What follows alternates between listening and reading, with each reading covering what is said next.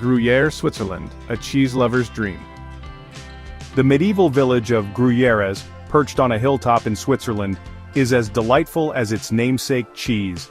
Surrounded by rolling green hills and snow-capped mountains, Gruyères combines stunning natural beauty with a rich cultural heritage. At the center of the village is the Château de Gruyères, a 13th-century castle that offers sweeping views of the surrounding landscape. The castle's beautifully preserved interiors and gardens make it a must-visit for history enthusiasts. As you explore the cobbled streets, you'll find charming shops selling local crafts, souvenirs, and of course, Gruyères cheese. Speaking of cheese, a visit to the village wouldn't be complete without sampling its famous fondue. Imagine dipping crusty bread into a pot of melted Gruyères cheese, all while enjoying the crisp alpine air. There are also local dairies where you can watch the cheesemaking process, and even try your hand at it. Gruyères is a village that invites you to slow down and savor every moment.